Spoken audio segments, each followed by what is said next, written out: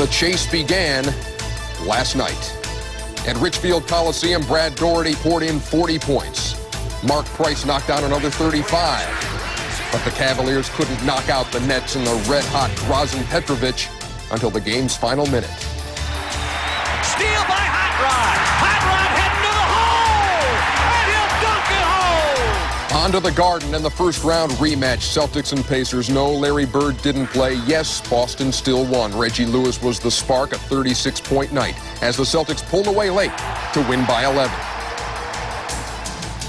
In Oakland, George Karl's Sonics pulled off the night's only upset, an 8-point win over Golden State. Ricky Pierce, a veteran of the playoff wars, scored 20 of his 28 in the second half. So much for the Warriors' home court edge. It was business as usual in Portland. The Blazers scorched the Lakers. Clyde was back. I was moving super fast. I was speeding. And the thing was, it was just great to get back out on the floor, just to play again. It just feels wonderful. Tonight, our playoff journey continues with a doubleheader. We'll take you to Chicago Stadium where the champs are licking their chops. Michael and the Bulls begin their quest for back-to-back titles, and it could be an open and shut case. They open with a best-of-5 against Miami. The Heat make their first postseason appearance. For Ronnie Cycli and company, that's a tough draw. And then it's on to Salt Lake City. The Jazz moved into a new building and promptly set a franchise record for home wins. They were 37-4. Malone and Stockton await the challenge from L.A. Larry Brown brings the Clippers to town. The first playoff appearance for that franchise in 16 years. We'll see how long they hang around. We have got that playoff swagger on TNT.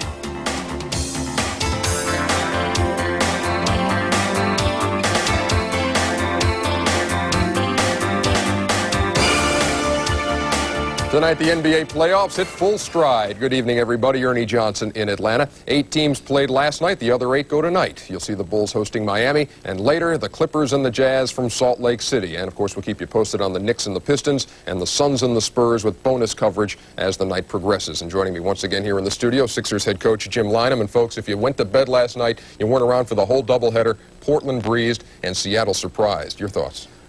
Portland came big time out of the gate, Ernie. They were running early and really gave the Lakers no chance to get in the game. It was over by halftime. The Sonics, Golden State. Surprise. I think that the pressure has really shifted.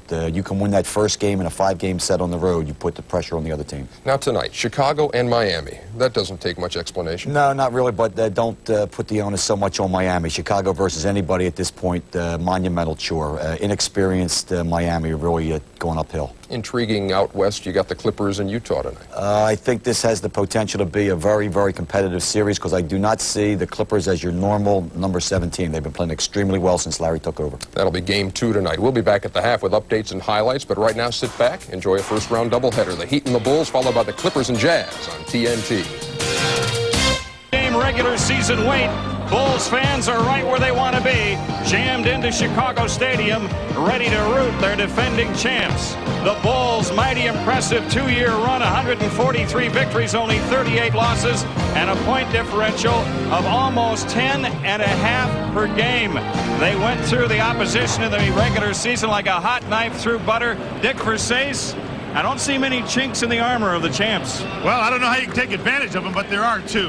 They're at the bottom of the league in free throw percentage and in 3-point shooting. From a Miami standpoint, it has been a steady climb over the past 4 years. The Miami Heat coming into the league and winning 15 in its initial season. Then they jumped it by 3, then by 6, then the big push, 14-game improvement to 38 victories and the final spot in the East. But, J.D., it's such a brand-new experience for these Miami Heat players. It'll be interesting to see what happens. It's a new experience in the playoffs, but Coach Kevin Lockery told us before the game they are used to pressure basketball. We really had a stretch run of the last month of the season, which was invaluable experience for our young team. We're the youngest team in the NBA. Every night was a big game, right down to the last game of the season with Boston at Boston. I would like to see us come as focused as we were against the Celtics. I thought that was a great game for us, even though we didn't win it. I don't think I think we've overcome all the jitters of a playoff stretch. Well, I hope Kevin Lockery can carry that confidence across to his team. I look for a lot of early timeouts from the Miami Heat. NBA playoffs roll on TNT from the west side of Chicago.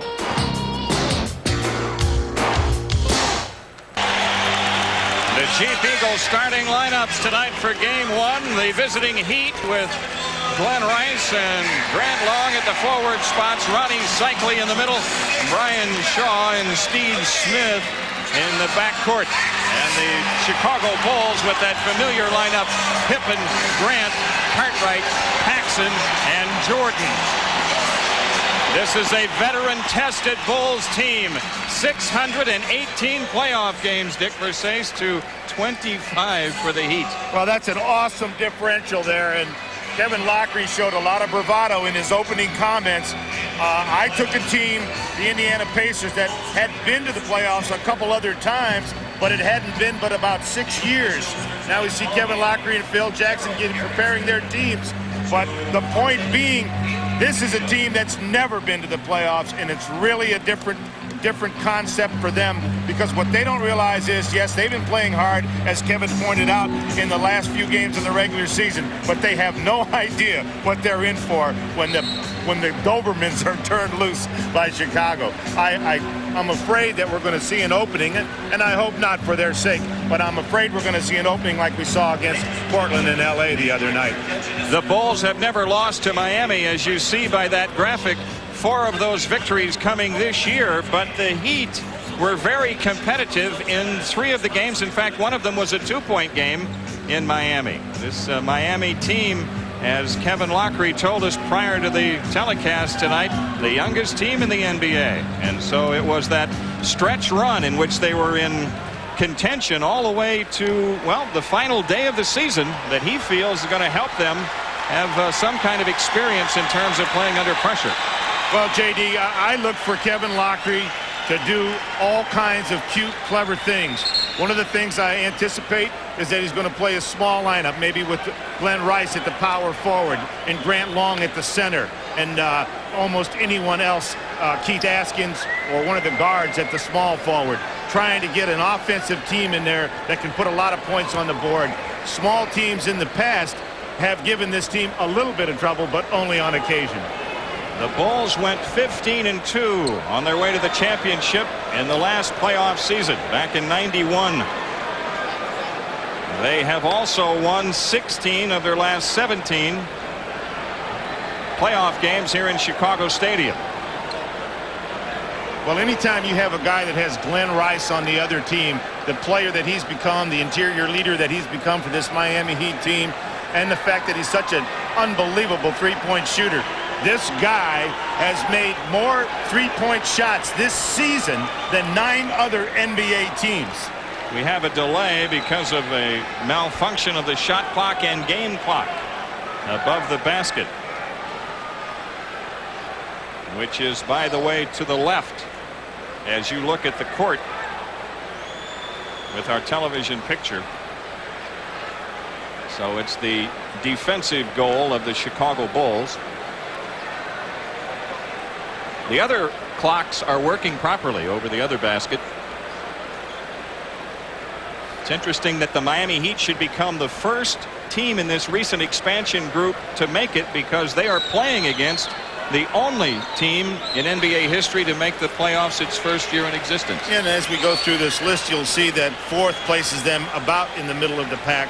There were a couple other teams that got in earlier, and then other teams that got in their 4th year.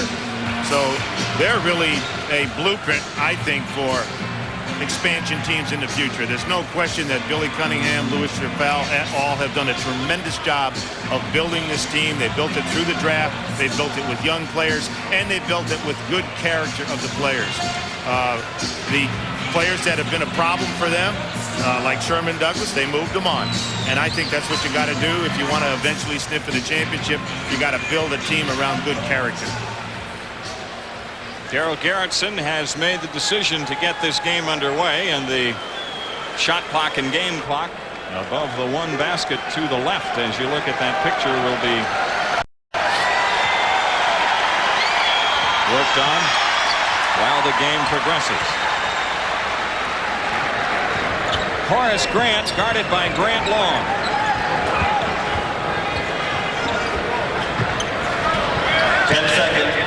Pippen juggles, and Miami comes up with a steal. It's Rice to the ball, and now Steve Smith. the point guard on this Miami Heat club. And the outside shot won't drop for Shaw.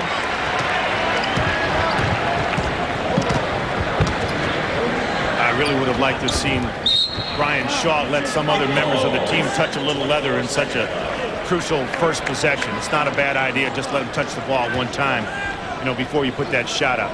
That's part of that inexperience, although Shaw has the most experience of any starter, the only playoff experience of any starter. Michael Jordan turning it in, and the tip is also missed. The ball belongs to the Heat. And Brian Shaw has got the assignment of guarding Michael Jordan. He's going to have his hands full all night. He's normally used to guarding point guards. Most of his experience in the league has been in guarding point guards.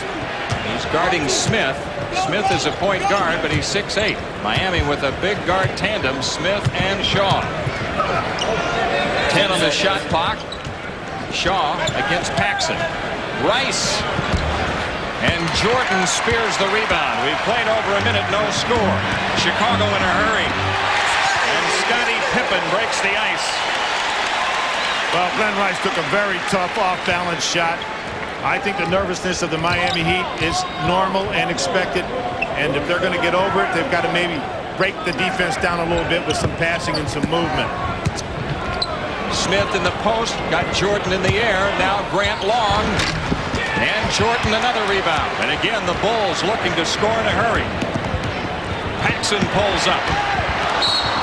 On the rebound, a loose ball foul whistled against Chicago. Scottie Pippen.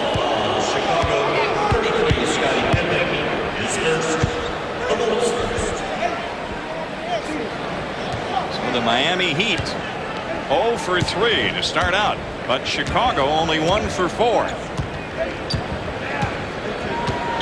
I think I see a little swagger on the faces of the Chicago Bulls. Like maybe they've got some preconceived notions about this game.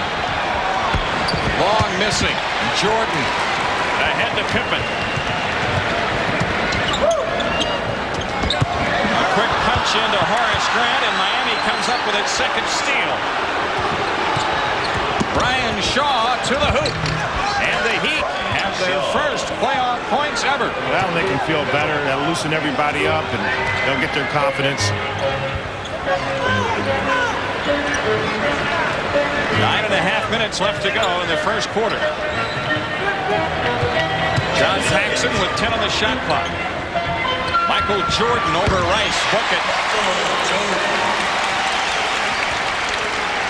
Michael Jordan had back problems. He injured his back on the first play of the game, the final game of the regular season against the Pistons.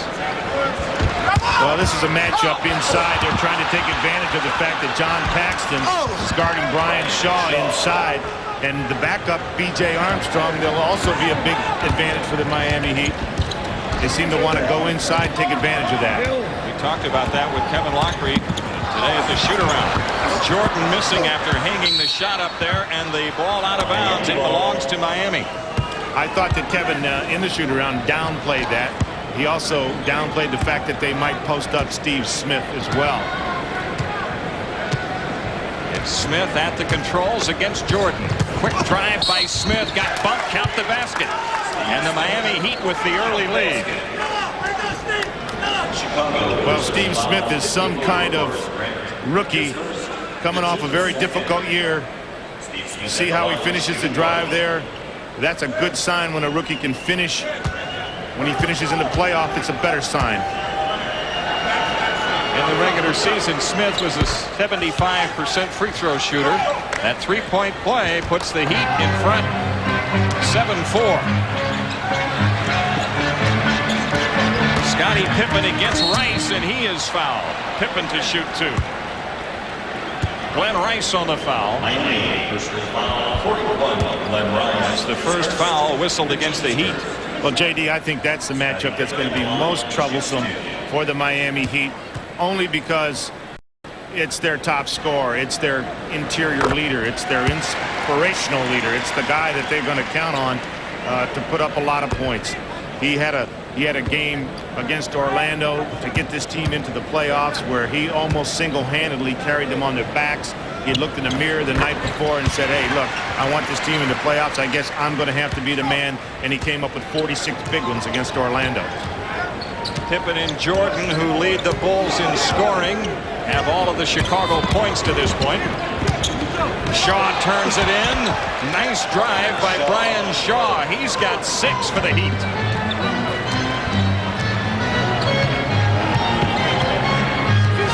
Scottie Pippen around a Cartwright screen. Cycli switches out. The Bulls punch into the mismatch.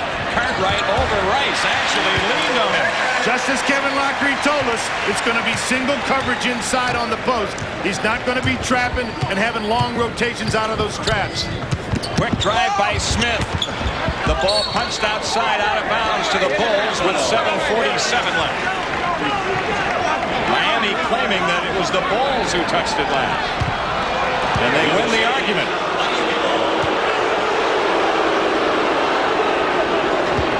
Oh, good for David Jones. He went over there and overruled the call. That's a good sign. So the Heat with the 1-point lead.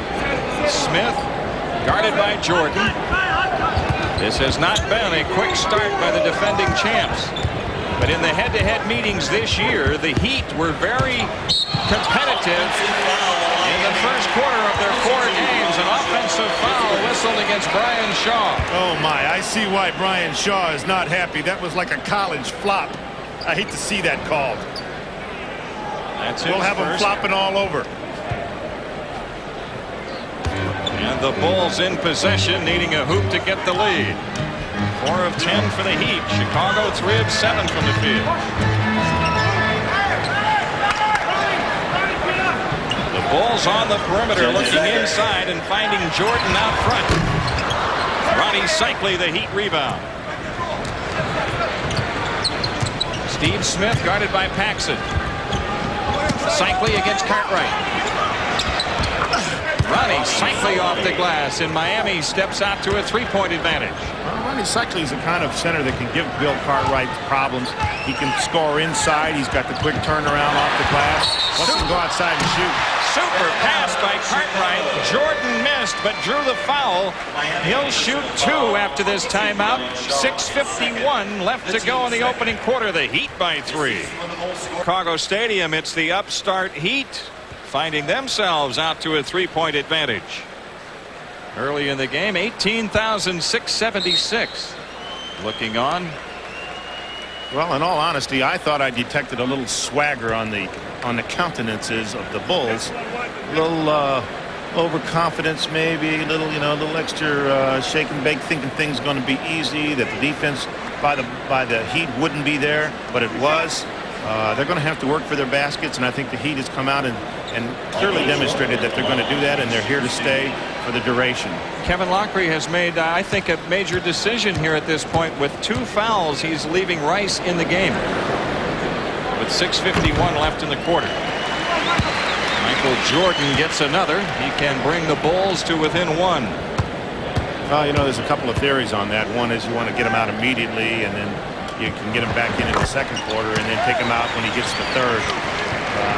He may decide to play him all the way up until he gets to third, because he gets 3 in this half anyway. I think it underscores his thinking that they must have a good first quarter. And so far, things are going well for them. Here's Smith against Jordan. Shot clock is at 5. The shot clocks and game clocks working at both ends. That's Glenn Rice. His first 2 points, and the Heat in front by 3. Well, that was unbelievable. He shot that shot and never reached down to cock it. He's got such strong wrists. He shot it with the ball over his head, like a volleyball tap. Here's Jordan on the pirouette, and Cartwright is open.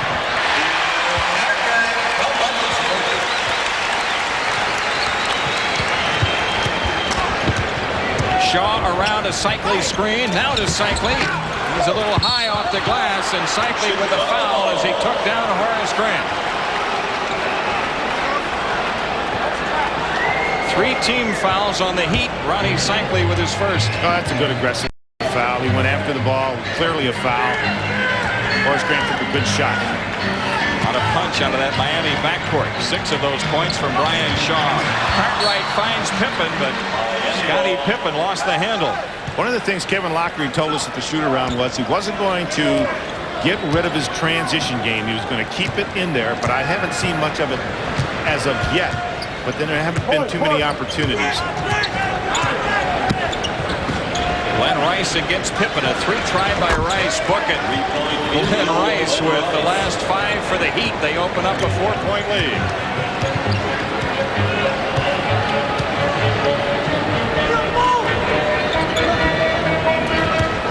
Pippen making his move on Rice.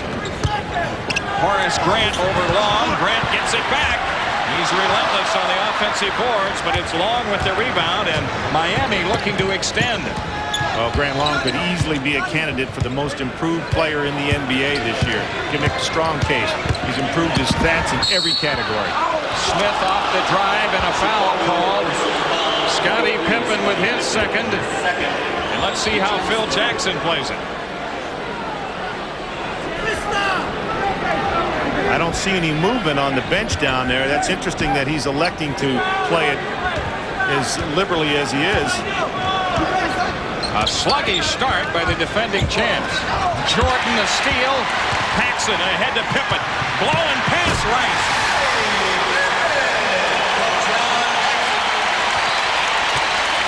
Chicago defensively, they are so good in transition. Boy, they can turn that steal into a quick 2. Now Shaw doubled. Long to Cycli. Good patience, good recognition by the Heat. See, the more that you do against the Chicago Bulls that is not predictable, the better off you're going to be. Jordan's alley-oop hits the glass. He'll get a shot attempt. Grant Long scoring on the break. And the Heat back to a 6-point lead.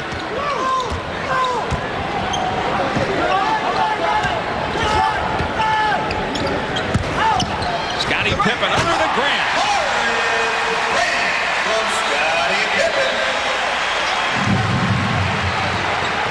There have been a couple of major defensive breakdowns by the Heat. The Bulls have had guys under the basket. Pippen juggled a pass away that would have been a dunk. Well, it looks like it's the Chicago Bulls that are a little tight and not the Miami Heat, which is a major surprise. Here's Rice over Pippen. And Horace Grant the rebound. A hoop makes it a 2-point game. Paxson dancing on the dribble. Really surprised they don't give Scottie Pippen the ball, clear out for him, and let him take Glenn Rice off the dribble. It was Jordan over Shaw instead, and Jordan has 6. And it really wouldn't matter who's guarding Glenn Rice. Why not clear aside for whoever Glenn Rice is guarding and take it to him? Kevin Lockery takes time with a little over 3 minutes left in the first quarter. Here's what makes the Chicago defense effective. Anytime you're doing something predictable as a simple low post pass, they know it's coming. Now they can take advantage of their speed and quickness and their athleticism and their reputation. There's Michael stepping around, getting the steal. Ball's out to John Paxson, pushed up. Nice, easy transition basket. And that's why it happened. Opening night elsewhere in the East, the Knicks and the Pistons in Madison Square Garden. And New York with the early lead in the first quarter.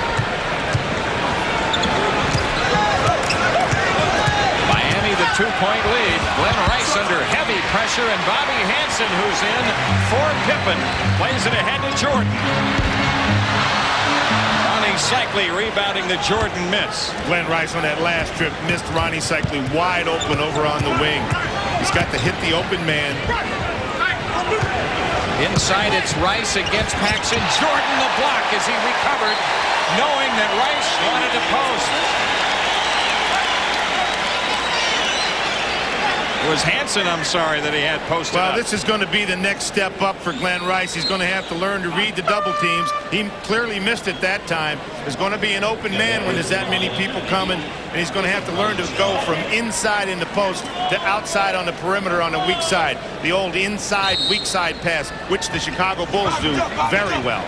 Kevin Edwards is in for the Heat. A 3-try by Smith, and the long rebound corralled by Grant Long. Kevin Edwards in the lineup replacing Brian Shaw. Long for three. Rimming no. And the tip is in by Smith. Well, it'll be interesting to see if the size of the Miami Heat guards, 6'6" and 6'8", can be a factor in this game. 2 minutes. Cartwright drops it for Jordan. Jordan against Smith. Horace Grant, the offensive rebound. Loose ball to Jordan. Jordan off the drive. 8 points for him, a 2-point Miami lead.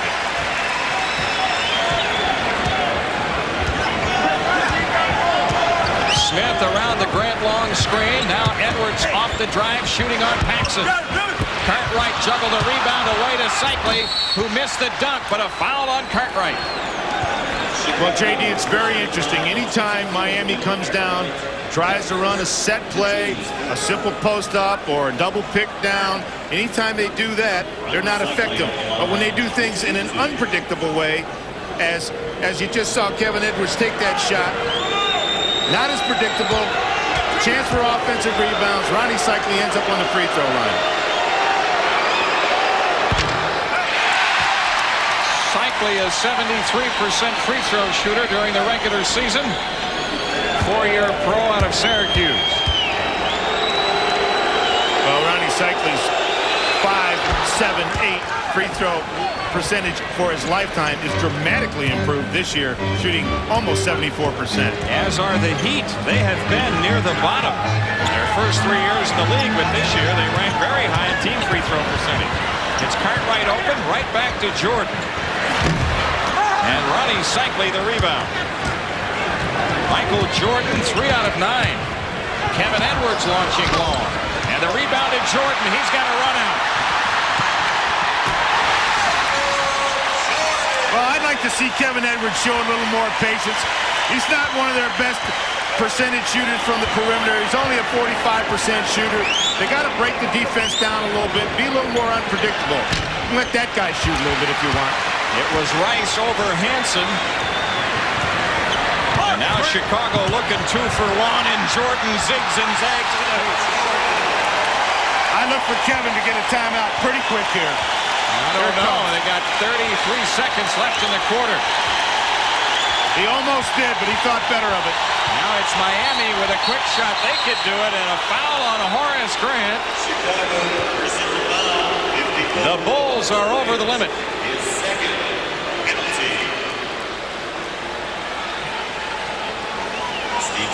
So actually the Heat, with 2.8 difference between the shot clock and the game clock, will get it again on 24-second possession.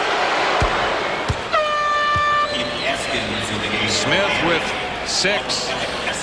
You know, you talked about how the Miami Heat has improved their free throw shooting. One of the ways they improved it was by subtraction.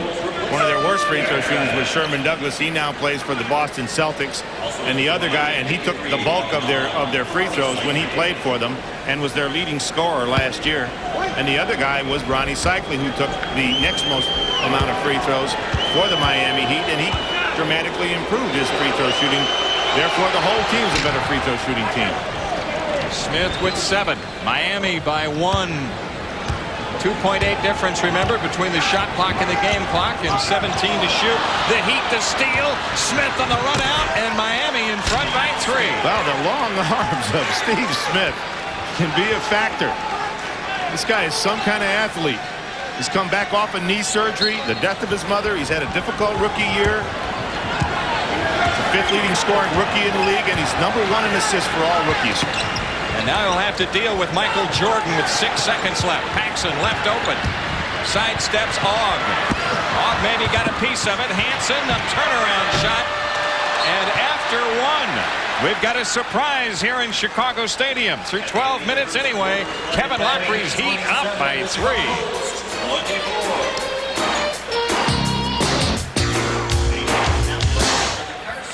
Excellent start by the Miami Heat. They lead it by 3 after 1. Well, this is a defensive technique that looks like a single individual play, but actually it's a 2-man defensive play. He holds him. He lets him go. And he comes around behind and backwashes. Let's watch Steve Smith reach around with the long arms. There's his partner ready to get the ball. That's a two-man plan defensive play called a backwash. Some first quarter for Steve Smith. 9 points, 4 assists, and 2 steals. This is Alan Ogg, and Purdue a block. Armstrong has it for Chicago.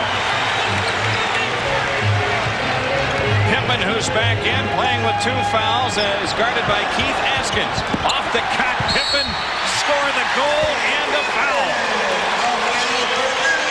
Oh my, Scottie Pippen took some serious hang time. Looked like he might have picked up an offensive foul here, but the way he holds his arm in, watch this.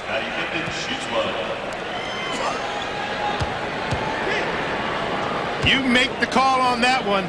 They made it on Alan He has Ogg. a way, J.D., of kind of holding it in just a little bit. If you extend it, they're going to call the offensive foul. If you hold it in, you got a good chance of not getting the call. Chicago extending the defense, and Smith gives it up to Kessler. Kessler trapped shy of the timeline, and a 10-second violation. You can watch a lot of NBA basketball, and you won't see that call very often. Coming up next on TNT, the Clippers and the Jazz kick off. And then Western Conference matchup. That's only the 3rd turnover for Miami.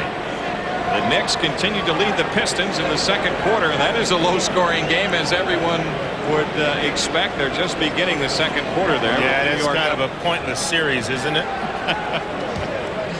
They may have final scores in the 50s in that series. Indeed. Scottie Pippen to Jordan in the post against Kevin Edwards and company.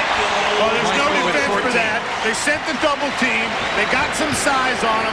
Here's a big problem right here. They've got to be able to handle the extended pressure after the made basket and made free throws. They want to talk about it. Kevin Lockery taking a 20-second timeout with 10:49 left to go in the first half. The Chicago Bulls with 5 straight points here to start the second quarter, and thus this 2-point lead.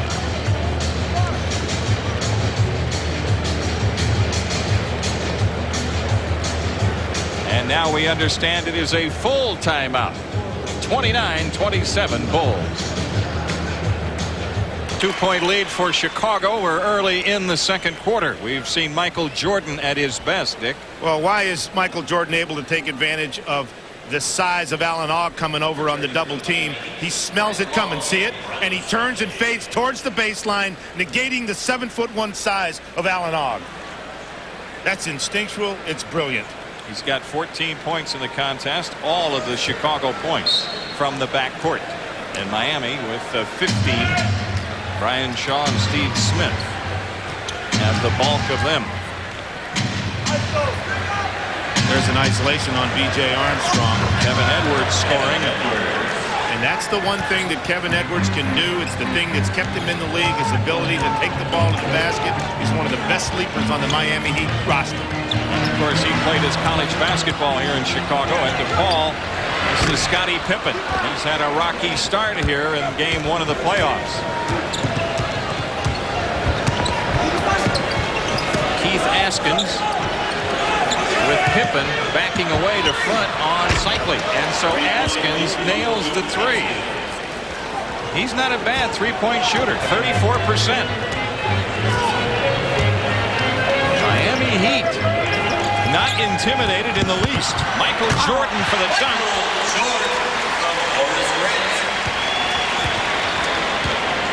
It's a 1-point lead for the Heat this trip. Steve Smith at the controls. Jordan guarding him. Smith working around a pick by Long. Askins to Cycling. Askins again. 2 in a row for Keith Askins. It's a 4-point lead for the Heat, and Chicago Stadium is very quiet right now. Well, what's interesting is they have the matchup. Will Perdue guarding Ronnie Cycli, guarding Ronnie Cycli, and they're looking to go inside to Cycli, and so they play Perdue behind and drop off Askins on the perimeter, and he answered by knocking 2 perimeter jump shots down. At the conclusion of tonight's game, we will be selecting the Budweiser player of the game. There's that size on the double team. Pippen right back into Grant. That's about 3 or 4 times tonight. Chicago has had a player wide open under the basket. Well, the reason for that is because Miami is double teaming Michael Jordan. They're not dropping down from the top to cover the rotation of the size that they're sending. Your size is on the baseline. It's going across. Someone has to drop down to cover. Keith Askins is on fire. He's got 8 points in the contest. 2 threes, and now that perimeter shot. Missed steal by Edwards. Jordan after the fake. And Perdue trying to keep it alive, a foul call. Loose ball foul, Miami. Ronnie Cycli. There's the double team we're talking about. There's that inside, weak side pass that we mentioned earlier. Got mixed up on the rotations in the matchup, and the strong Horace Grant inside is able to find himself with a free one. Armstrong guarded by Bimbo Coles, who has come in. Jordan off the drive, a punch into Grant again. See, most people don't realize how strong Horace Grant is. This trainer says that he can jam an 18-pound medicine ball with a 360 spin. That's unbelievable. Cycli is stopped by Perdue. It's still a live ball. Edwards. Short. Long gives it up to Askins. And now Edwards off the drive, and Armstrong the steal. Chicago needs a hoop to tie. 7:50 left in the first half. The Bulls have led a few times, but briefly. It's been all Miami so far. Tough shot for Perdue. Horace Grant draws the foul, and he'll be on the line. If it's on Cycli, it's his third.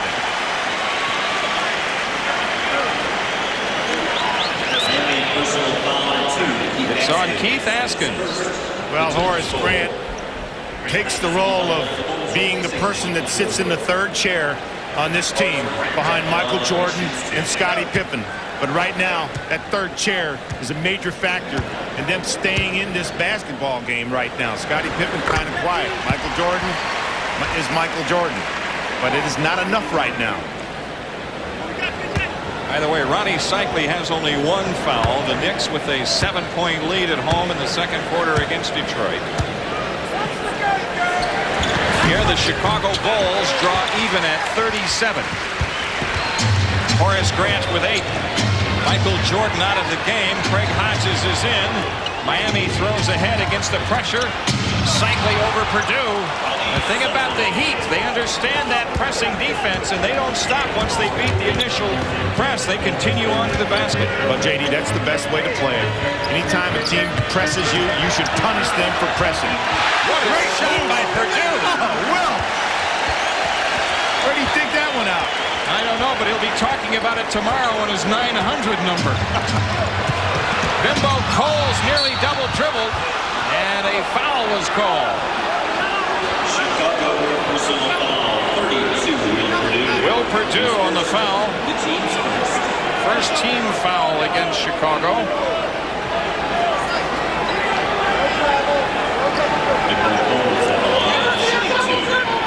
Bimbo Coles, an 82% free throw shooter.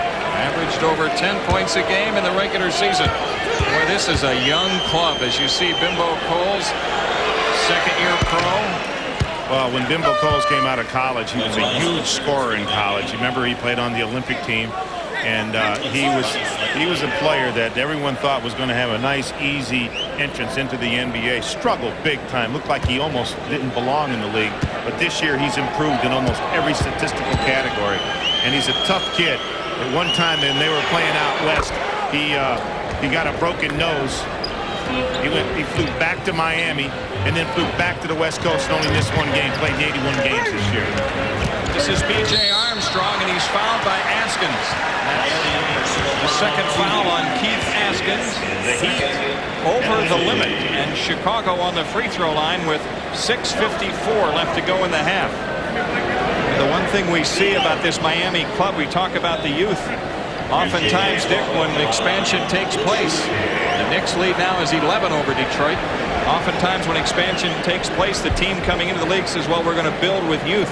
And then they win 15 games that first year. And usually the youth movement is out the window. But a credit to the Heat. They stayed right with the plan from day one. Well, they got one of the wisest, most sage advisors in all of the NBA in Billy Cunningham. He clearly knows what he's doing. And he cannot be deterred from his path. He makes his own decisions. He knew what he wanted to do. He had a plan. He stuck with it. He made some adjustments. Some things that they planned didn't turn out quite the way they wanted. I know they thought Alex Kessler was going to be a better player than he turned out to be because they worked hard to get him. That hasn't panned out. Although the book is not finished on Alex Kessler either. B.J. Armstrong shooting for the tie. Scott Williams has checked in for Chicago, replacing Will Perdue. The Bulls haven't missed in 9 free throw attempts. Kevin Edwards guarded by Hodges. Glenn Rice against Pippen. The outside shot for Long, and Livingston the rebound for Chicago. Scott Williams didn't have the angle to the basket.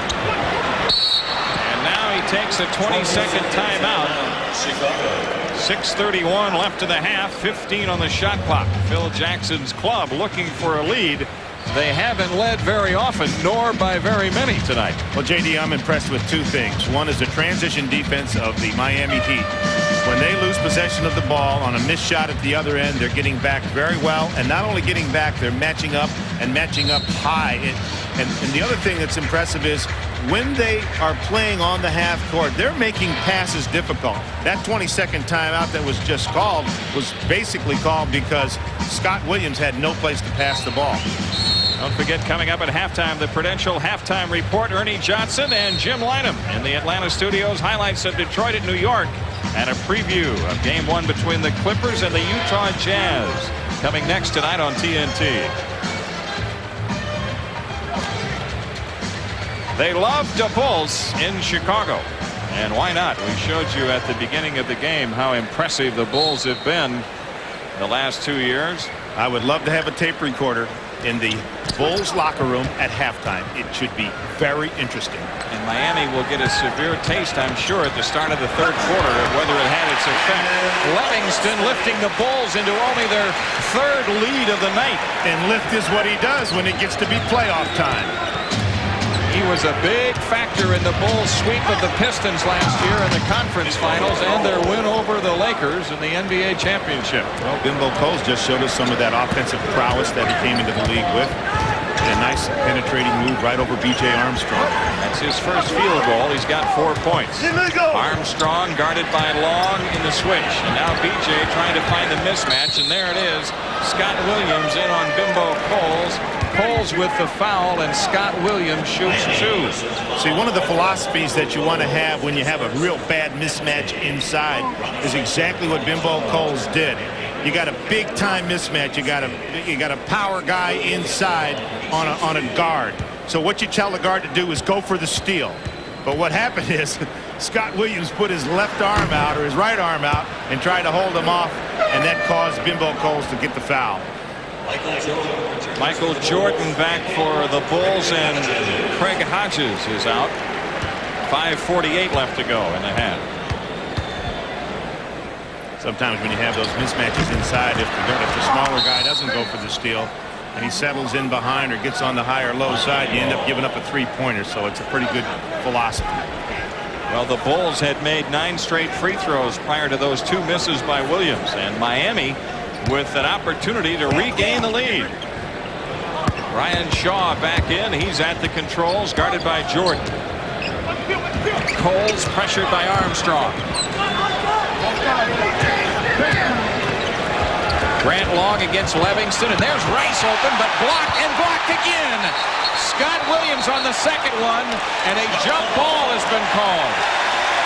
You talk before the game, Dick, when we were standing out on the floor, you said Scott Williams is big. Well, I didn't realize the size of Scott Williams.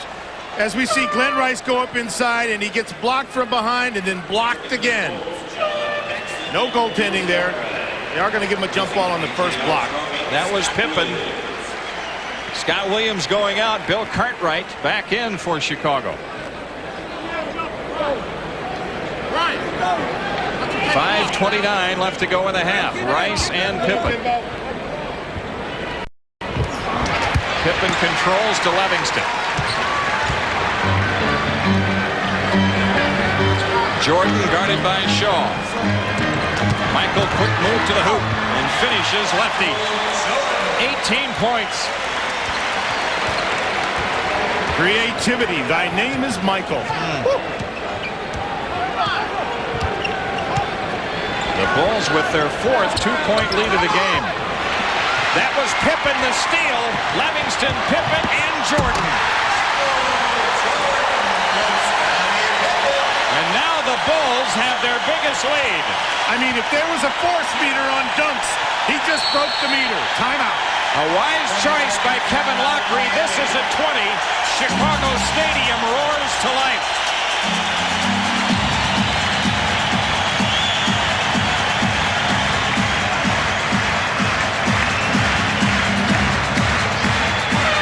That's the way this Bulls team is. They can score in bunches. And that's exactly what's happened here as they move out to a 4-point lead. 4:46 left to go in the first half. Well, what's happening is that the Dobermans are being sent out to go to work. And that's what causes this kind of easy basket. Look at the force of that ball as it went through the net. I think it got a little help as it bounced off of Michael's shoulder. But he was sending a message with that dunk. Michael started slowly, had only one field goal in the first 9 minutes. But he's online now. 20 points for him in the game. Rice pressured by Pippen. Now it's Shaw. Jordan checks in. Oh, under pressure, a foul called. Brian Shaw on the free throw line. New York.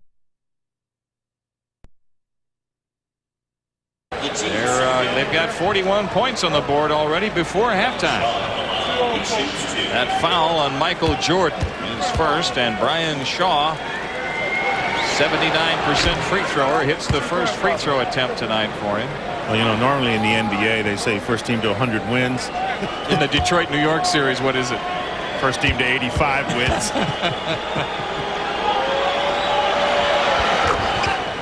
Two free throws for Shaw. Now a little down court pressure by Miami. That cuts the Bulls lead to 2. This is a 2-2-1 zone trap. Normally the Bulls handle pressure very well. In fact, they do a lot of three-point shooting out of it. Here's Jordan. Wow!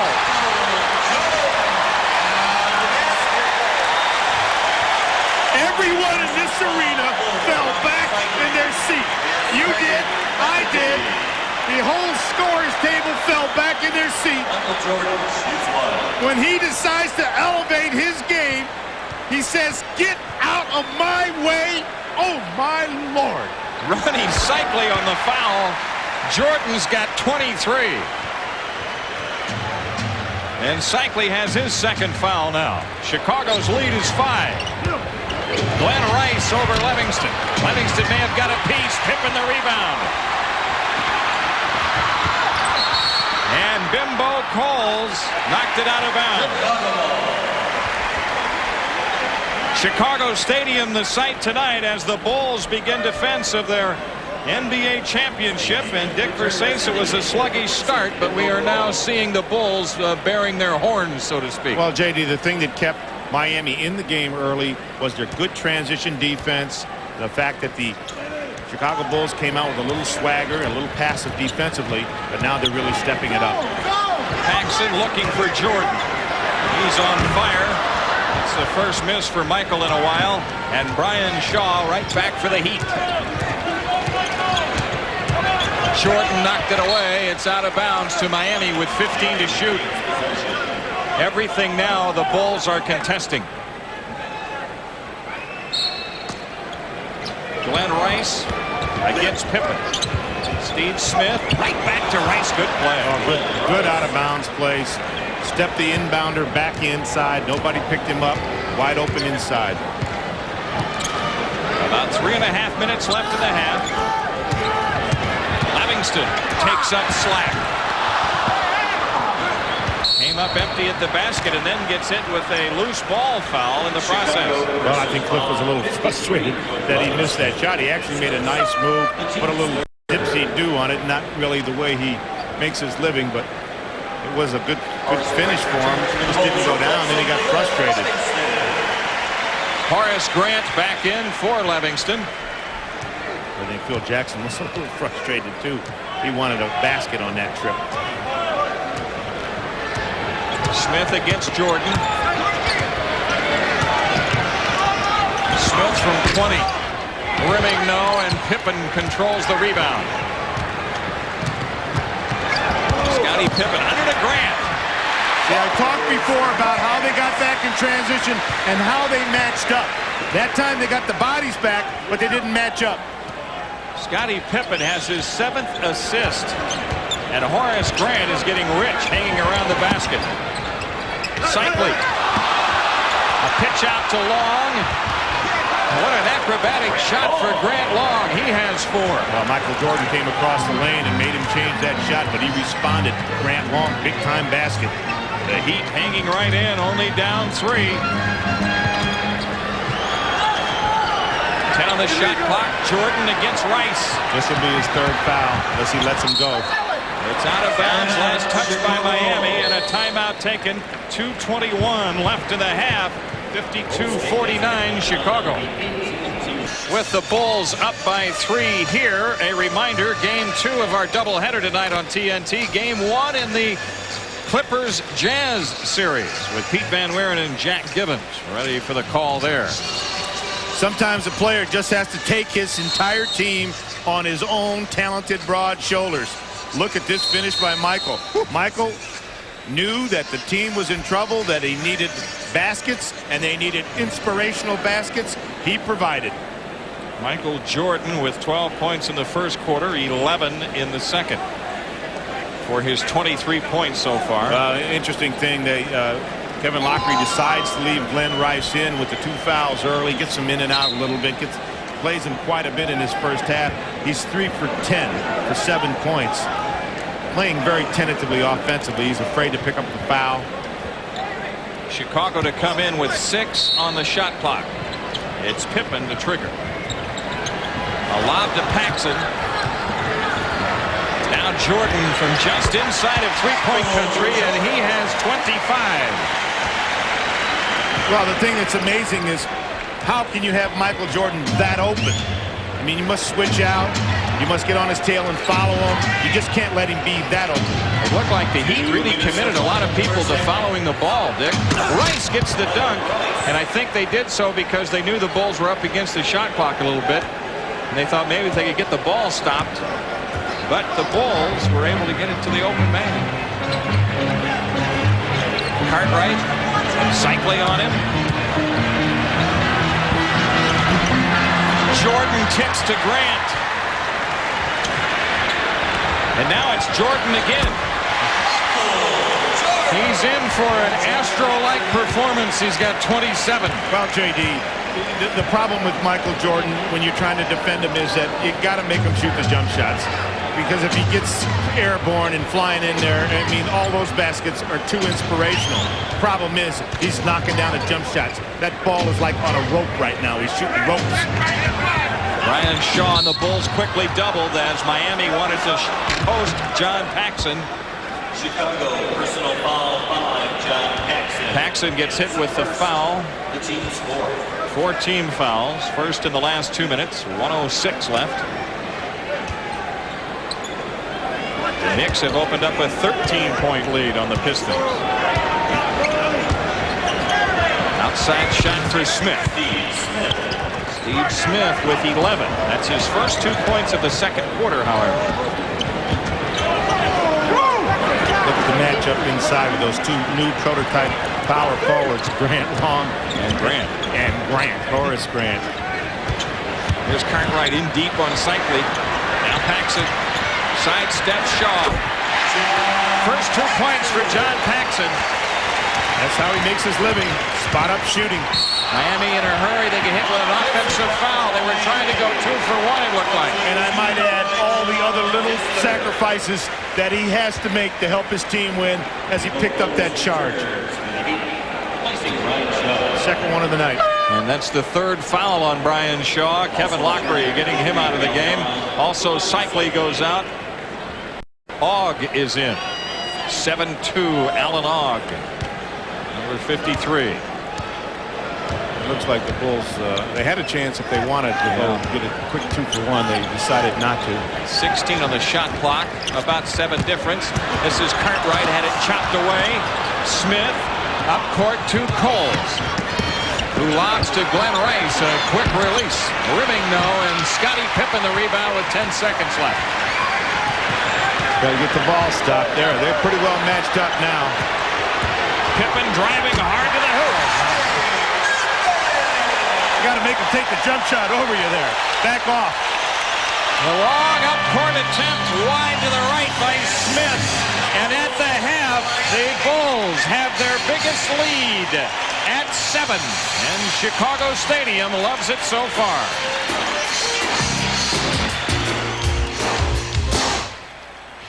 Minutes down and 24 to go at Chicago Stadium. How about that? The Miami Heat hanging right with the Chicago Bulls. They trail by 7 as they play at halftime. Ernie Johnson here in Atlanta with the Prudential Halftime Report, joined by Sixers head coach Jimmy Lynam. And I'm surprised. You know, we thought this is just going to... Yeah, shocked might be a better word. What do you think the key was for the Heat to hang with them in the first I think half? a couple of things. Number one, they did a good job controlling the pace of the game, so the crowd really wasn't a factor early on. Made some timely three-point shots. And I think until Michael Jordan maybe sensed that the Bulls just didn't have their normal composure, he upped it a notch. He has a way of doing that. He gives Cycli a facial with that dunk, and then the place goes nuts. Frequently. And the crowd being in the game, big factor in Chicago Stadium. All right, that is game 1 of our doubleheader. They are at halftime. Game 2, we're going to have the L.A. Clippers visiting the Delta Center to take on the Utah Jazz, game 1 of that Western Conference first-round series. Let's get some insight into that series now and talk to Danny Manning, who is at the Delta Center. Danny, how you feeling tonight? I feel fine. Do you really? Excited? Nervous? I'm excited. I think this is going to be a lot of fun for us. This is our first time being in the preseason in quite some time. I mean, postseason in quite some time, and we're looking forward to it. You know, a lot is made of the inexperience factor. They said a lot of these guys on the Clippers haven't been there. Have you been trying to get some tips from guys like Doc Rivers, James Edwards, to give you some playoff savvy going in? Oh, we sure have. Those guys have been talking to us every day at practice, telling us what to expect and how to prepare ourselves mentally and physically for this battle we're about to go into. Jimmy Lynam is here with me. Danny, just curious, playing the Jazz, obviously Karl Malone, second leading scorer in the league, 28 points a game. Any special plans how you're going to deal with him? Well, we know Karl Malone's a great player, and he's going to score points. We're just going to try to contain him and make it hard for him and make him shoot overs. We don't want to give him a lot of layups and a lot of dunks on the fast break. We just want to make him shoot over good hand pressure. Danny, I understand that Larry Brown has just joined us here. As we get ready to talk to Larry, let me ask you what a difference he has made to this team. Well, Coach Brown's come in and done a great job in the sense of turning us around and giving us confidence in ourselves. He's implemented a new system for us, which is a passing game offensively, where we get a lot of touches and a lot of people movement, and we get a lot of shots in the paint. Our field goal percentages are up, and we score more points as a team. Defensively, we try to put a lot of pressure on the ball and help each other out and be in a position to rotate and just play good, solid team defense. Jimmy, you got a question for Larry Brown, your old buddy over there in Utah? Well, Larry, obviously you guys have really picked it up a notch and have played really a great stretch of basketball. I was just wondering how important you thought this top of the game was. Inexperienced Clipper team playing in Utah. Is that a big factor, you think, how you get off early? Well, I think it's important that we play well early, especially in a short series, but I'm not really worrying about something I have no control over. You know, we have 4 older players that have been in playoffs before, and our young players are looking forward to it. I think the most important thing is that we just go out and not worry about losing and play the way we're capable of playing. Larry, when we spoke in Los Angeles a few weeks ago, you had mentioned that, you know, when you took the job with the Clippers, you were really trying to build some steam for next season. How surprised are you that you're 23-12 after the break? You're in the playoffs, and a lot of folks in L.A. are talking about the other team now. Well, I was pleasantly surprised from the first time I walked in the dressing room. The attitude of the team's been great. You know, Danny's elevated his game and is playing about as well as anybody in the league, as is Ron Harper. And it's been a pleasant surprise. But I think the big thing is we didn't expect this. We just wanted to go out every night and be competitive. And as a result, we're here, and we hope to try and prolong this season a little bit. Larry, not expecting it, players not expecting it. Do you feel it's like a loose group, and maybe as a result, ready to go out there and surprise? Well, Jimmy, I think the players expected to make the playoffs. That was the first thing I noticed when I walked in the dressing room, and that was a great feeling. I don't know if we'll be loose, but I don't want anybody to worry about losing. I think the most important thing, and we've talked about this, is to just try to play the right way. I think personally we're real excited about playing, and if you're excited about doing something, you have a tendency to do it well. Larry Brown, Danny Manning, thank you very much for joining us before the game tonight. That's Game 2 of our doubleheader on TNT. The best of luck at the Delta Center tonight, guys. Thank you. All right. What do you think about that series now that we've heard from these guys? And, you know, you saw Seattle win a game last night. Does that maybe inspire these guys? Says, hey, we can do that, too. I think Larry Brown probably will use something like that, Ernie. I think this is a very confident team right now. They've had a terrific stretch. And as I said at the top, I think this is going to be a very interesting series. Now, when the Prudential halftime report continues, you got a war going on at the Garden tonight. The Pistons and the Knicks will have highlights and an update when we come back. Bulls in a struggle, leading the Heat 60-53 as the Prudential halftime report continues. Vintage look at the inside of a basket for those of you unfamiliar. Ernie Johnson back here with Jim Lynam. Let's talk about the Knicks and the Pistons. I mean, two defensive giants really banging tonight at the Garden. Two of the best, and I'd say the problem we've seen over these last merely months with the Pistons. They've got to score a few more points. I mean, during the season, it was 90-89, the average score. Pistons over Knicks. The Pistons outscored them by 4 points in a total of 4 games. Let's get to the highlights at Madison Square Garden tonight. Patrick Ewing is the man in the middle, and Patrick Ewing is the guy you watch right off the bat. Watch him help out defensively. Orlando, that thing's going to Rogie. Great block by Ewing. Gets the Knicks on the run, and Chuck Daly not exactly thrilled with those goings-on. What a great touch Ewing has on the jumper. As you see, the Knicks are going to beat the press here, and there's Ewing. He floats that thing up there and finds nothing but the twine. And now, Mark Jackson with the big defensive play. It's a hand on it. Charles Oakley, outlet, John Starks, see you later. Jams it down. This has been, as we say, a little bit of a rough game. Look at this end of the first half. Sally and Starks. I don't know who got the worst of that. Sally came away kind of holding his shoulder. Right now it is 49-38. New York with the lead over the Detroit Pistons. Big game for the Knicks to win at home because they've kind of been going the wrong way toward the end of the season. Patrick Ewing is obviously a key to them, Jimmy, and the telestrator enters the picture again. Detroit knows he's a key. They're not going to let him play on this low box area. You see Starks with the ball. Interestingly, rather than just hold it, he's going to pass it here just to give Patrick a chance to get a little bit deeper position in that post, a little closer to the lane. You're going to see Mark Jackson kick it back to Starks, and he in turn will throw it into Patrick. You see it, Patrick right tight to the lane. Mark's telling him to get as close as he can.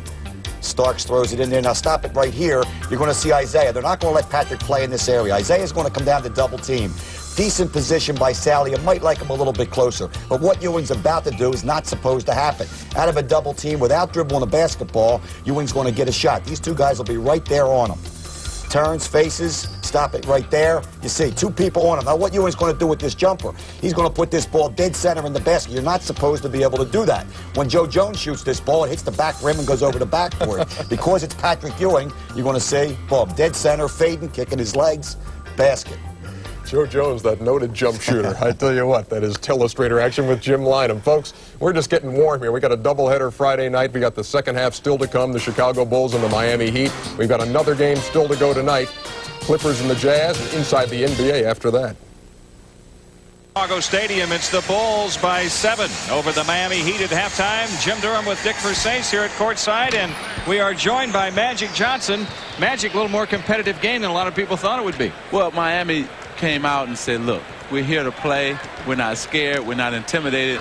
and we're just going to play our game. We're going to play as hard as we can, and you can see the result. They're right in the ball game. Yeah, I thought I saw a little swagger, though, on the face of the Chicago Bulls. Looked like they had little preconceived notions. Well, I think that they thought they were going to come in and dominate them. And this team, you have to play this team. What we tried to do when I was in the playoffs, we tried to dominate the early opponent. Speaking of dominating, tell us about what you see right here.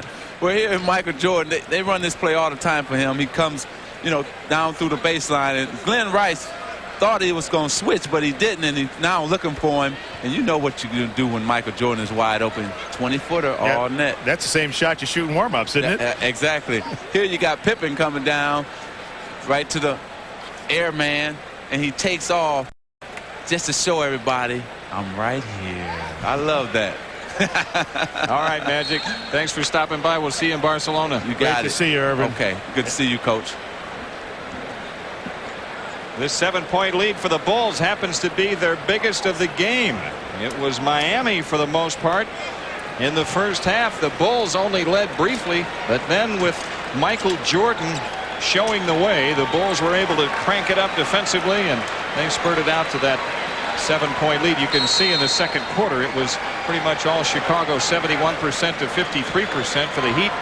From three-point territory, Miami with the only three-point field goal so far in 6 attempts. The Bulls have yet to attempt one. And when we began our telecast tonight, Nick Versace said that's one of the chinks in the armor of the Bulls. One, they don't shoot many, and two, they don't shoot that well.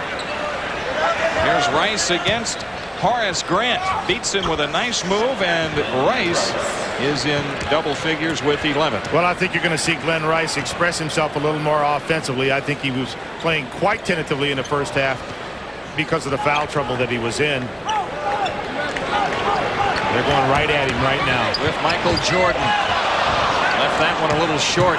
Brian Shaw keeping a wary eye out for Jordan. Now Smith against Paxson. Cycli against Cartwright, doubled up. Shaw for three. And Pippen the rebound. You know, I'm a little surprised. Ronnie Cycli gets the ball in the post, and all he's done is look to pass the ball back out. Hasn't expressed himself inside like he should. That guy has expressed himself on occasion. 29 points for Jordan. And Chicago back up by 7. Well, I think Magic, did a nice overall overview of the game as it went in the first half. It was a game where Chicago came out with swagger. Miami came out much more poised than you would have expected. And finally, Michael Jordan decided enough is enough. I'm taking over. 27 big ones in the first half. Scottie Pippen left it short. And now Shaw coming back the other way. Pippen hasn't been a real factor offensively tonight. Rice for three. Cycli the rebound. But Scottie has done some other things. He has 7 assists and 4 rebounds to his credit. Smith working around the Grant Long screen, and it's Brian Shaw from the perimeter. And Shaw has 10. Kevin Lockree's club won't go away in this first ever playoff encounter for the Miami Heat.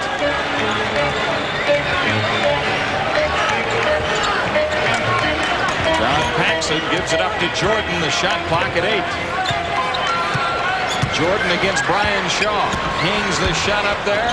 Horace Grant, a wild tip, and Grant Long controls. And the Heat looking to cut it to 3 this trip. He's doing a great job of playing the Chicago offense, and they're reducing it to the one-on-one moves that are left for them to take advantage of.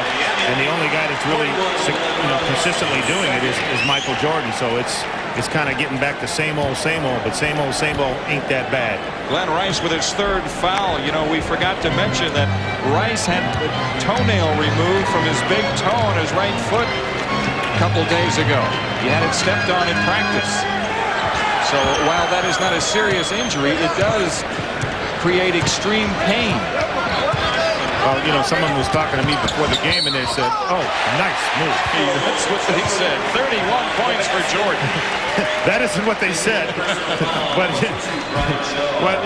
what's happening is the passing lanes are being taken away, and that's why Michael Jordan is able to get in so close to the basket. And once he gets in there, it's a matter of get up in the air, have a cup of tea, 2 lumps of sugar, please, and I'll just put the ball in the basket while I'm there. And Brian Shaw gets assessed his 4th personal foul. Jordan with 32. Now, you talked about the Chicago Bulls not shooting a lot of threes. They did shoot 454. Mainly they shoot threes for spacing. As they're having trouble with the press. Pippen to Jordan. And it's a 10-point Chicago lead. And the Heat are feeling some heat. Jordan knocks the ball out of bounds. Scottie Pippen with 9 assists. This is the early part of the third quarter that we talked about in the first half and how the Heat would react when the Bulls began to turn it up. Smith missing. Cycli fakes on the follow and gets the jam. Ronnie Cycli has 9. One of the things that the Heat is doing against the press is they're having their power forward take the ball out of bounds, sliding him into the middle and having him try to break the press. The problem is if he gets caught in the trap down there, it's not very adroit. He can't attack. Cartwright is fouled by Cycli. One of the most effective ways to break the Chicago press is to use your 2 guards and your small forward down against the press on the deep side of it. Put your big guys all the way down, and then once you can get the ball in the middle, it's usually going to be in the hands of a ball handler, JD, and then that guy can take it right to the basket. Bill Cartwright has had a real struggle at the free throw line during the regular season. Hits his first attempt of the playoffs. Cartwright was 60% during the regular season.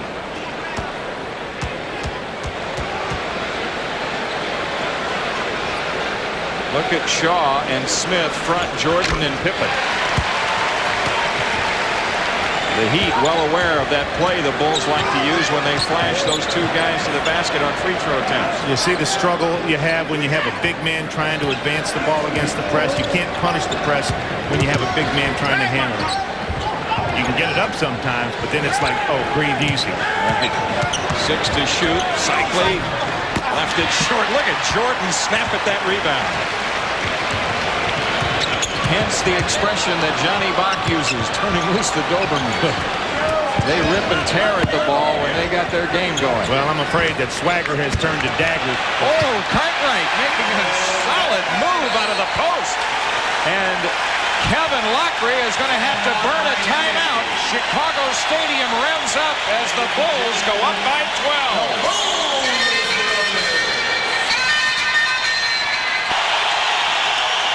When a team presses you, you want to punish them for pressing. But when you have your big man handling the ball like the Heat does, they can't split that trap. You need to be able to split the trap with a ball handler.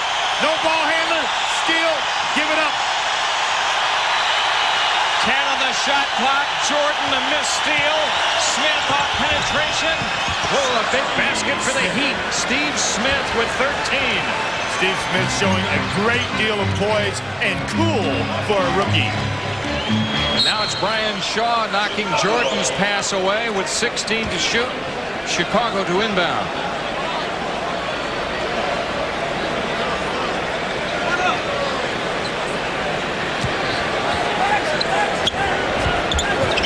Jordan against Shaw. Paxson over the Pippen pick. And Cartwright set one as well. Kevin Lockery standing over on the sideline saying switch out. He wanted the bottom man on the double screen to switch out and take John Paxson. You can't give him that open shot. Defender ran right into the double. Smith from the outside. 2 buckets for Steve Smith, and that's a 3. 16 points for him. Alley-oop for Jordan. Michael inside on Shaw. And now the Heat trying to string 3 hoops together. Long feeds Rice. They do. They get the 3 in a row. And Glenn Rice with that basket brings the Heat to within 7. Glenn Rice got one of the sweetest jump shots I ever saw when he was a college senior at Michigan. I thought he'd come right into the league and light it up. He didn't. Made only 17 threes in his first year. This year he made 155. Horace Grant knocked it away from Long. It's still loose and out of bounds to Chicago. Credit Horace Grant with a hustling play. Absolutely, JD. Unbelievable. Horace Grant, the workhorse, the blue-collar guy, the third chair member, laying down, out of the play, still slapping, scratching, crawling, trying to keep it alive. Gets lucky, knocks it off a Heat player, keeps a possession for his team. Exactly 6 minutes remaining in the third. Jordan against Shaw. Grant guarded by Cycli. Now it's Jordan against Smith. Rimming good. Michael Jordan with 36. He's got them all, the power dunks, the meter breakers, and the criers. They're all falling for him. It's his house. 9-point lead for Chicago with 5:30 left, third quarter. Game 1 in this Eastern Conference series. It's been much more competitive game than people thought. Here's Long on the drive, gets snuffed, gets it back though, stayed with it nicely, again Long, and so at both ends, Dick, we see these two hard-working power forwards have their effect. You've got to like Grant Long, you've got to like his work ethic, you've got to like his perseverance, and he looks just like Horace Grant. Nice compliment. But not quite as much like him as Harvey Grant. Now Jordan feeds Paxson. It's a 2, and it's good. John Paxson with 6.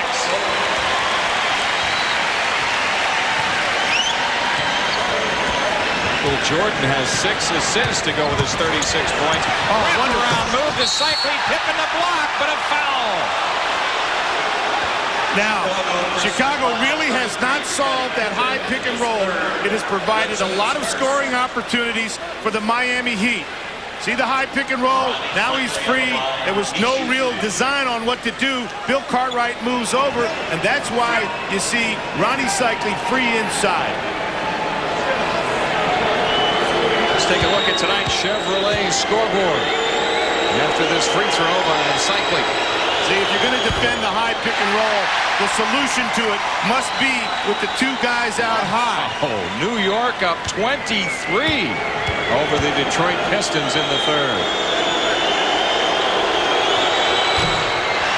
Cycli lost them both, but the Bulls lost it out of bounds. I got a fresh 24. Let's see if they run an out-of-bounds play to score, or if they come back in and run that high pick and roll again. After seeing that Detroit-New York score, what a reversal. Everybody figured coming into this game that the Bulls would win in a blowout. Not so. But now New York is blowing out Detroit. People thought that would be closely contested. Long drops the pass and lost it to Pippen. Pippen through traffic. Jordan on the finish. Loose ball rebound. It's Miami out on the run. Grant Long and Paxson took a stab at the dribble and picked up the foul.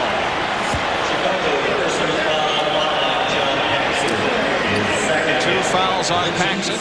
2 team fouls on Chicago. Well, I think it's evident at this point that Miami is not going away. They've survived some crowd involvement rallies, and they've hung in there very, very well. There's that high pick and roll again. A little baseline screen. Shaw against Paxson. Jordan has it. Shaw quickly jumped out to stop the ball. And now Paxson being guarded by Grant Long. And Horace Grant gives it up to Paxson. Whoa, Pax got knocked down by Smith. He wanted the foul. He got the 2.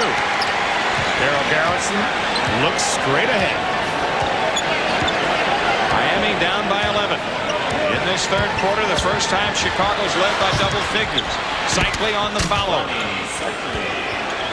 Cycli with 11.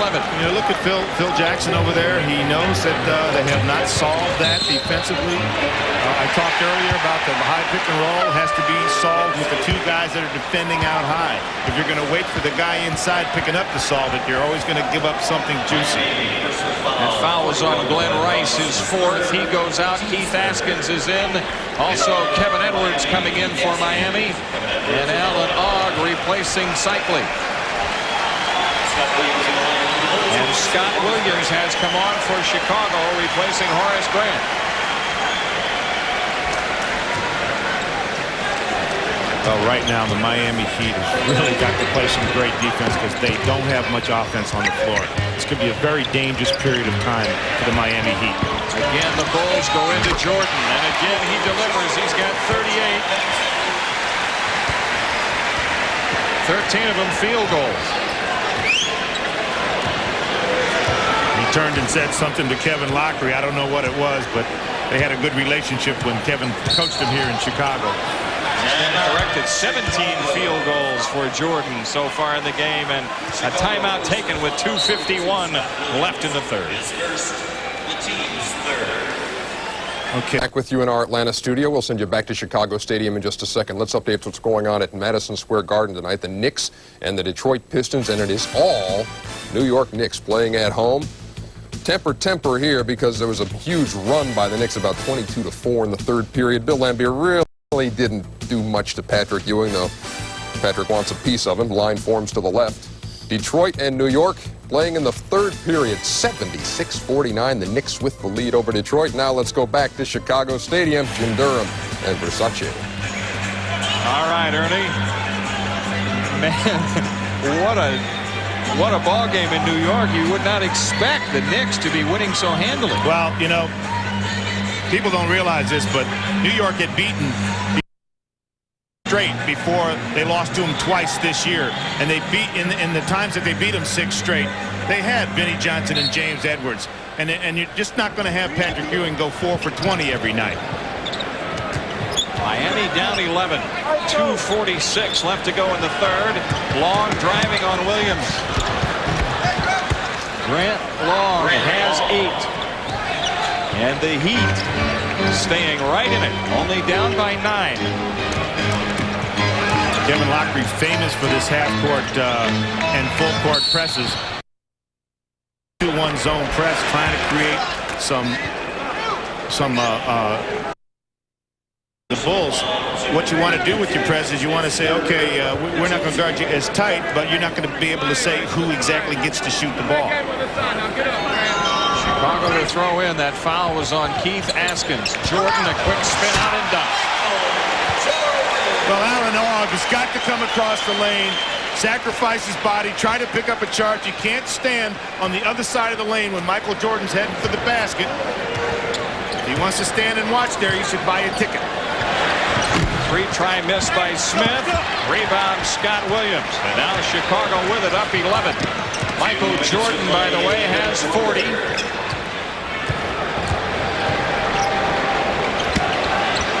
Here's Jordan against Smith. Sees the double team coming and just goes to the hoop. 42. Well, there's not much you can do. The only thing you can do is you got to maybe decide that you're going to go trap him and make him give up the ball. Kevin is not elected to do that. Did it early, hasn't done it much since. Long from the foul line. Cartwright the rebound. Chicago a 13-point lead in the ball with 1:23 left in the third.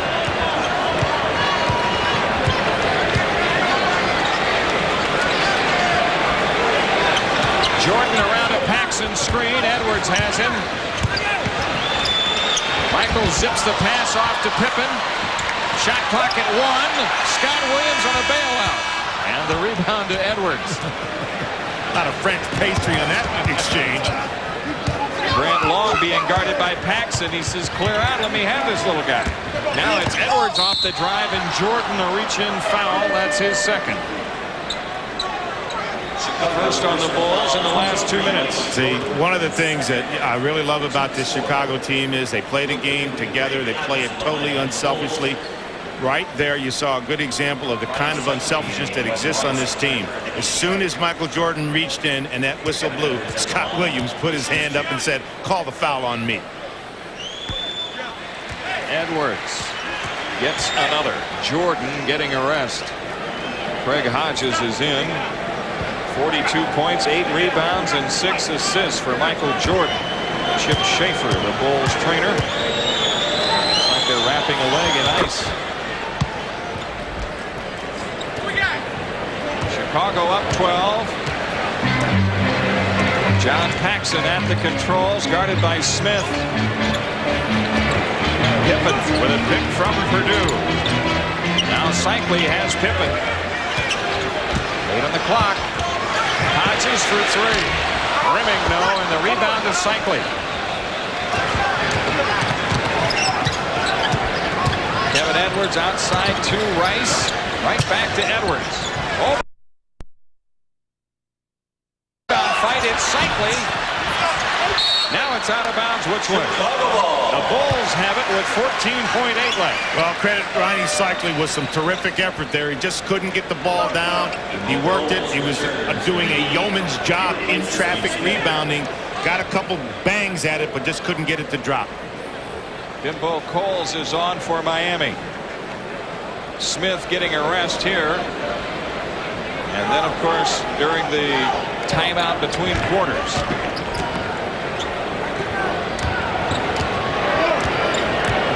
No shot clock involved. 6 seconds. Paxson giving to Hodges. And Purdue with a follow with .6 left.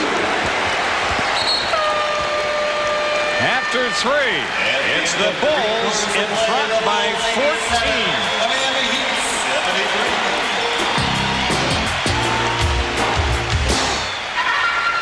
Where the Bulls, after a sluggish start, have opened up a 14-point lead headed to the 4th. Well, you might ask yourself, why does Michael Jordan get so open here?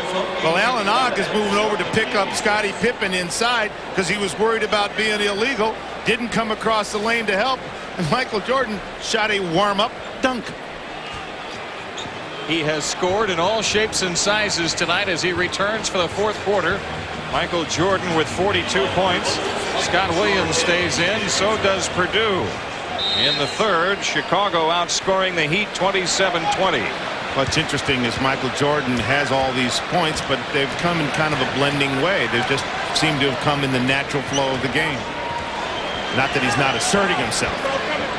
He works around a Purdue screen. Cycli jumps out at it. Good touch pass Hodges to Williams, and Scott Williams got banged in the air. He'll shoot 2. Cycli on the foul.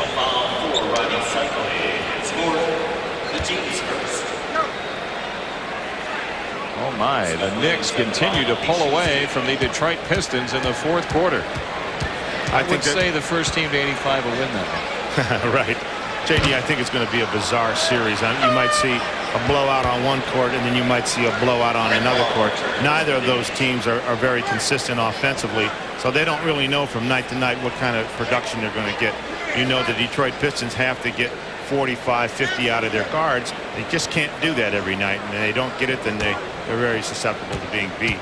On the other hand, Patrick Ewing normally has to have some good nights, and if not, then the 2 perimeter shooters, John Starks and Mark Jackson, have to put the ball in the basket.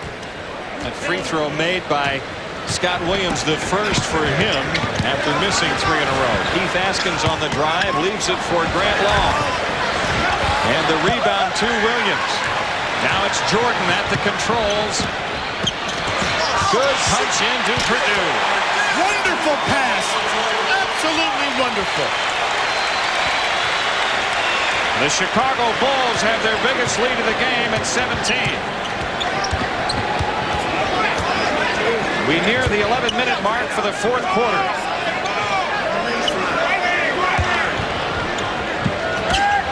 Kevin Edwards being chased by Scott Williams. 3 to shoot. And it's tipped in by Coles. Bimbo Coles with 6.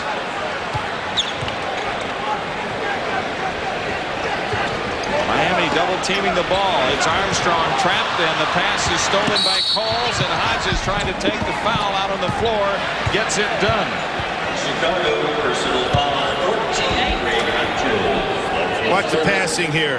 Michael Jordan pushes it up, gets it back, goes up, changes his mind inside. A bing pass. Bing, I'll hit you inside.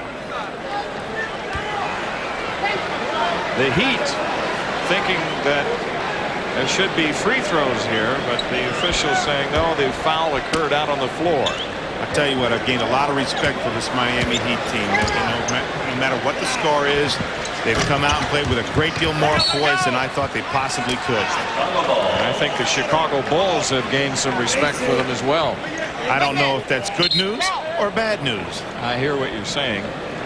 And because of the way that Michael Jordan and the Bulls have played in the second half, it could be bad news for Miami. Well, one of the things that you want to consider is this question that's so often asked, you know, is it better to be in the lottery and get a couple ping pong balls or to be, you know, in the playoffs? And I don't think there's any question. You know, this Miami Heat team wanted to be in the playoffs. They're proud to be here, and they're acquitting themselves very nicely. Thank you. Be sure to stay tuned for Inside the NBA with Fred Hickman.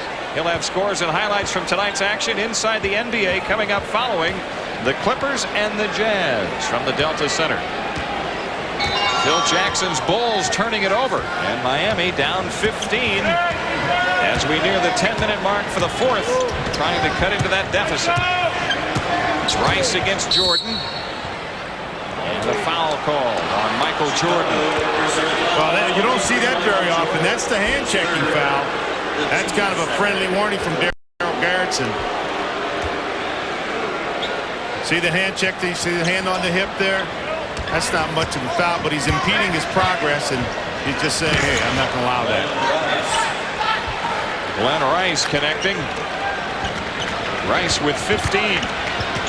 Jordan to Hodges. It's a 2. And the rebound out of bounds which way? To the Bulls. Rice the last to touch it for Miami. Well, there's no question in my mind. Michael Jordan has come out in this quarter and said, I'm going to take care of some of my teammates. I got enough points. I don't want to get back to this thing where I get 50 and the rest of the team gets, 30. But you know what, Dick? He calls himself a utility player. Michael Jordan says, I'm a utility man. Whatever my team needs from me, that's what I'm going to do on any given night. There are some nights I don't need to score. There are other nights when I do. Can you imagine him as a utility player? We think of a utility player in a baseball sense as a tip dunk Scott Williams. We think of that as a guy who comes in as a substitute, right? Just fills in. I'm aghast. A utility player. I'm at a loss for words. Seldom happens.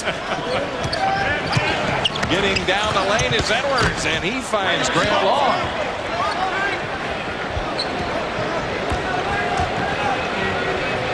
Nine minutes left, and Chicago the ball, a 13-point lead. Now, what's interesting now is the spacing that the Chicago Bulls are trying to set up. Look how they're way outside the three-point line, trying to create some easy baskets. Like that.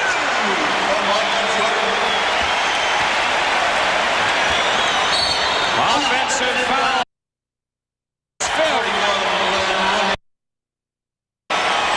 I beg your pardon, that's his fourth. Well, it's all going south right now for the Miami Heat. Irrespective, they have to be in a position where their club, their owners, their fans must feel good about how they came out and started this game. Hey, there's 8:30 left. There's Jordan in, finding Pippen, who finds Armstrong, who finds the basket. Well, B.J. Armstrong is the finest long-range shooter on this team. He is their best three-point shooter. Shoots 40% from three-point line. Took 87 of them this year, made 35. The Dutch boy in the paint being dominated not by a front-line player, but rather by a player from the backcourt, Michael Jordan. But then again, Dick, he dominates quite often. Here in Chicago Stadium, the Bulls have opened up a 17-point lead in the house that Jordan didn't build but has filled on a nightly basis. And they're building another one right next door, which he will fill. An interesting sidebar. Scottie Pippen has only taken 7 shots. He has 11 points, but he has 11 assists and 5 rebounds. Doing what he has to help the team win. This is Rice guarded by Pippen. Jordan snaps down the rebound. He's got 9. Armstrong pressured by Coles.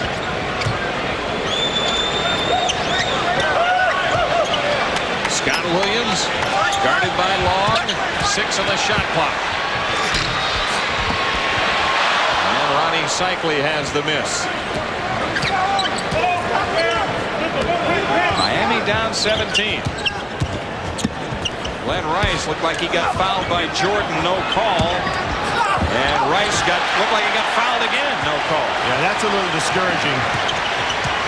Kevin Lockery not happy. Man of the Miami Heat bench happy. Assistant coaches, trainers, doctors, lawyers, everybody unhappy, and they got reason. Cole loses it to Armstrong, and then a foul call. Is it on Coles? It is. 2 fouls on Coles in the contest, and Steve Smith returns to replace him. Also, Brian Shaw in for Kevin Edwards. That's a tough pill for a young team to take. You know, they feel that they've gotten to the playoffs and they deserve the foul calls, irrespective of the score or how the flow of the game is going or how the momentum of the game is going. I mean, those were 2 obvious fouls that should have been called. Chicago making a change. Horace Grant is back for Scott Williams. Jordan guarded by Shaw. Lost his footing and lost the ball. Well, I think there's a wet spot on the floor because you don't often see him lose his footing like that. Miami keeps it. And they're out drying it up right now. Michael Jordan closing in on a triple-double. He needs 2 assists and 1 rebound. Cycli is fouled by Jordan. Chicago personal foul 23, Michael Jordan. 4 fouls on Jordan. Bobby Hansen coming in to replace it. Michael Jordan getting a hand. His club in front by 17 with 6:53 remaining. Well, Miami's doing the right things. When you're down, you want to score points with the clock stopped. You got to make your free ones, but they got the right idea. Punch the ball inside or take the ball off the dribble. Have a chance to maybe get some 3-point plays, or at worst end up on the free throw line with the clock stopped and you trying to score some points, trying to get yourself inched back into this game. Bobby Cycli, 2 out of 5 from the free throw line after that one. He's got 12 in the game, and the Bulls turn it over off the inbounds pass. And there's another one of those proper things that you should do when you're behind. You extend your defense.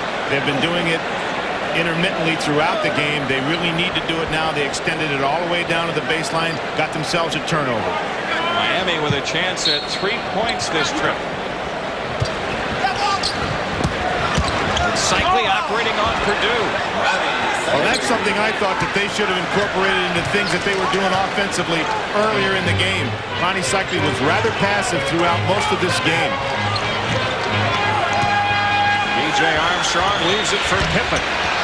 Horace Grant, the offensive rebound, and a foul call. There's that 18-pound medicine ball that he went up to shoot because there was a huge restriction here. Watch the force on his shoulder.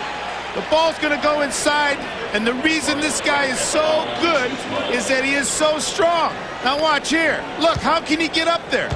Because he lifts weights with Al Vermeil. They're weight training, brother. Vermeil. Horace Grant shooting the free throws well. 3 for 3 tonight, 13 points. And the Chicago lead back to 17 with 6:25 remaining. If the Bulls maintain, Jordan may not be back. Here's Cycli inside on Grant. And Will Perdue the rebound in a crowd. Scottie Pippen and Steve Smith runs out at it. 14 to shoot. Hansen to Armstrong, guarded by Rice. Here's Perdue on the handoff to Armstrong. Hansen with 3 on the clock. Force up over Shaw. And there should have been a 24-second violation, I think. Did that shot touch anything? I don't think so. They reset it. Cycli has fouled out of the game as a result. No one is contesting it. The entire coaching staff of the Miami Heat simply is sitting there allowing the non-call on the 24-second to just go by the by. Let's take a look at it before I get too accusatory here. Air ball. Oh, it might have grazed the bottom of the glass. Might have. I guess the Miami Heat bench had a better look at it than I did. You're right, Dick. They're over there by that basket. Yeah, sorry, fellas. Will Perdue at the line. 2 shots for Perdue. It's been an adventure for Will Perdue at the free throw line in the regular season. And the adventure continues. Well, let's take a look. We're being critical here of the Miami Heat coaching staff.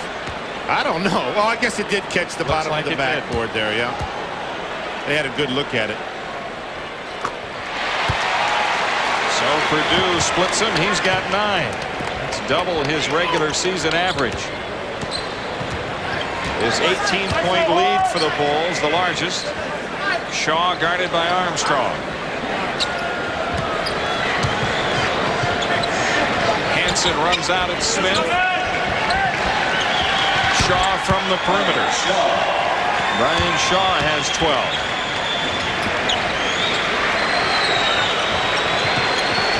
Hansen is trapped. It's knocked loose, but Horace Grant, he's there again to save the day for the Bulls.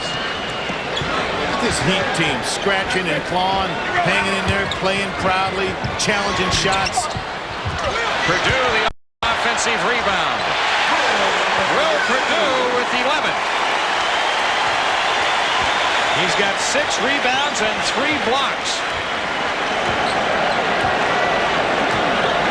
A solid performance for Perdue. Chicago really played the high pick and roll well that time. Turned the dribbler back. Never developed. Steve Smith trying to get free baseline and a foul called on Hansen.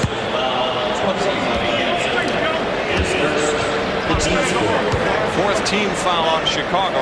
4:38 remaining fourth quarter. It is a 102-84 lead for the Bulls.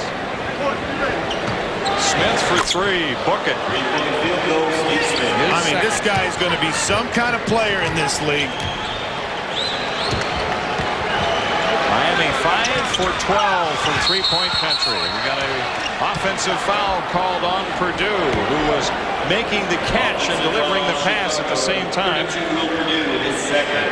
2 fouls on Perdue. 99-61 New York over Detroit in the fourth. I think we can safely say the Knicks lead that series 1 game tonight. 4:12 remaining. Shaw over Armstrong. Another 3. Brian Shaw brings Miami to within 12. Miami this year has been beautifully coached by Kevin Lockery. He's done a marvelous job. They're doing all the right things. They're coming down. They're trying to hit threes. They're still playing defense. They're not giving up. On the offensive end, when they can't get their threes up, they try to get the ball inside, try to get themselves on the free throw line, score some points with the clock stop, extend their defense. Shaw against Armstrong, runs him off on a Grant Long screen and a foul call. B.J. Armstrong picks up the foul.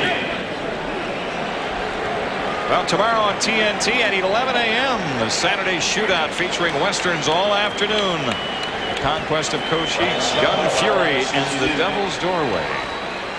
And then inside the NBA. NBA basketball. And creature features all night long. Monsters. We're in the city of monsters of the Midway. Well, so we've had a monster performance by Michael Jordan tonight. He took the Chicago Bulls. He put them on his shoulders and said, "Guys, I will carry you through this little early swagger we had, this little doldrum that we were in, and I'll get you out of it, and then we'll take a little rest and get ready for game 2." Which will be on Sunday afternoon here. This is Perdue and giddy up Brian Shaw.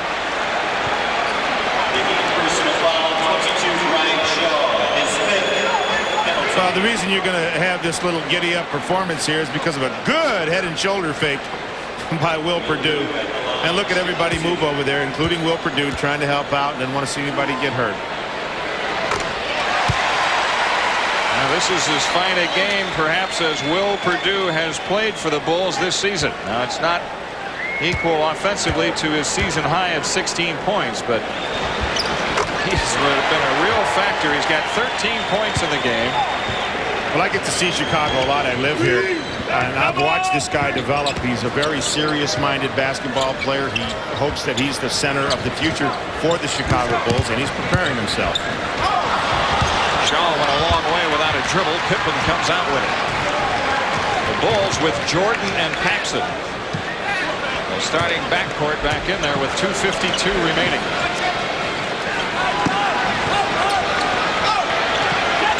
Michael Jordan to Pippen. Purdue on the tip. 15 for Purdue. I believe his playoff career high is 16. And a timeout taken. 2:37 remaining. It's a 20, so we'll be keeping it here with the Bulls in front by 16. Well, J.D., if there's a hidden reason why the Chicago Bulls are as successful as they are, it might have to do with the fact that they don't get injured very much. Full timeout. 2:37 left. Chicago 106 and Miami 90. Tomorrow night at 6 Eastern. Seattle, Golden State. Then the Nets and the Cleveland Cavaliers. New Jersey gave the Cavs a real struggle last night. Here early, Miami gave the Bulls a struggle. You know, you were talking before the break, Dick, about the Bulls and how relatively injury-free they have been. Not just this year, but last year as well. In fact, this year they had a few more injuries. Well, they're an organization that takes pride in avoiding injuries, and for the second year in a row, they're one of the least injured teams in the NBA. In their championship year, they only missed 20 games due to player injury, only 45 this year, and Bill Cartwright missed 28 of those. You know, in comparison, the Washington Bullets now missed 281. Purdue slots it away. His fourth block.